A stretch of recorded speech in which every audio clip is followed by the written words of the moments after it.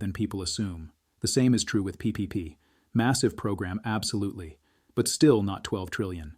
So if you only focus on those, you're staring at a few big buckets and missing the ocean. Ongoing deficits, economic fallout, reduced revenue, continued spending, and the financial system mechanics that made asset prices roar back. And yes, we also have to say it out loud. Some money was wasted.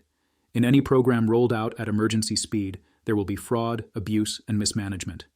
Some people gamed the system. Some companies took advantage. Some contracts were overpriced. Some oversight was weak. That is real, and it matters. But even if you found and recovered every wasted dollar, which you won't, the missing 12 trillion mystery still wouldn't be solved, because the big drivers are structural. The story isn't just waste.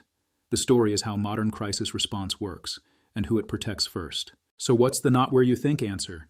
The money didn't mainly go to your pocket. It didn't mainly go to one program. A big portion went into keeping the entire financial and economic machine from breaking in half, and the side effect of that protection showed up as higher asset values. Another portion went into replacing lost income and keeping basic functions running. Another portion went into the quiet math of deficits and interest. And a portion effectively went into inflation, the erosion of purchasing power that doesn't show up as a line item but hits you every time you swipe your card. Here's a question that changes how you see it. If the goal was to stop a collapse, did it work? In many ways, yes. The economy didn't fall into a depression-style spiral. The financial system didn't freeze for years. Unemployment recovered faster than many experts expected. But then ask the second question, the one that really matters for your daily life. At what cost, and who paid it? Because if you pay through inflation and higher living costs, while others gained through asset appreciation, it feels like you got the bill and they got the trophy. Now I want you to picture 12 trillion as a story of 4 doors, and every dollar that got borrowed walked through one of them. Door 1 is immediate relief, checks, unemployment, small business lifelines, healthcare funding, state and local support. Door 2 is stabilization, the Fed's actions that kept markets functioning and credit available. Door 3 is asset inflation, the rise in the value of stocks, housing, and financial assets as money got cheap and confidence returned. Door 4 is delayed payment, inflation and interest costs that show up later, long after the headlines. Most people only stare at door 1, argue about it online, and completely ignore the other 3. That's why it feels like the money disappeared. You're looking in the wrong room. And here's where it gets personal again, because this part decides whether your life got easier or harder. If you got relief and you used it to pay off high-interest debt, build savings, or improve your skills, you might have actually climbed a step. If you already owned a home or stocks, you probably benefited from the asset wave, even if you didn't notice it day to day. But if you were a renter, didn't have investments, and your wages didn't keep up with prices, then the era may have pushed you backward. Same 12 trillion story, different outcomes. So what happens next? This is the part people don't want to hear. There is no magic refund button. The debt doesn't disappear. It gets managed. That usually means some mix of economic growth, inflation over time, changes in spending, changes in taxes, and refinancing as conditions shift. And every option has trade-offs, and every trade-off becomes political.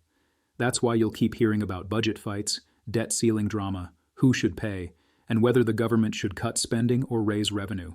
The 12 trillion wasn't just a moment. It's a new baseline conversation. Now let's bring this home with one final thought experiment. If you could rewind to the start of the crisis with the knowledge you have now, what would you do differently? Would you push for more targeted aid instead of broad policies? Would you focus more on supply chains so prices don't spike? Would you build better oversight so less money leaks to fraud? Would you structure support so renters and non-asset owners don't get crushed by the rebound in housing? This is why understanding where the money went isn't just trivia. It tells you what's likely to happen the next time a crisis hits, and it tells you who's most likely to win by default unless the rules change. And that's the real punchline. The money didn't vanish. It changed form. It turned into stability for some, paper wealth for others, survival for many, and higher prices for almost everyone. 12 trillion gone is really 12 trillion redistributed through a system that rewards certain positions, owning assets, having access to cheap credit, having scale, more than others. Once you see it that way, the last few years start making a lot more sense, even if you don't like the conclusion. Now I want to hear from you, because your experience is the missing piece that numbers can't show. Did you feel like you benefited at all from that era? Or did it mostly show up as higher rent, higher groceries, and higher stress? Drop a comment with your situation, homeowner or renter. Did your wages keep up or fall behind? And if you think the biggest money drain was inflation, interest costs, or asset prices running away. And if this helped you understand the story in a cleaner way, share this video with one person who keeps saying, "It all went to stimulus checks," because that's the fastest way to spread the real explanation. Thanks for watching Asian Guy Pro, and I'll see you in the next one.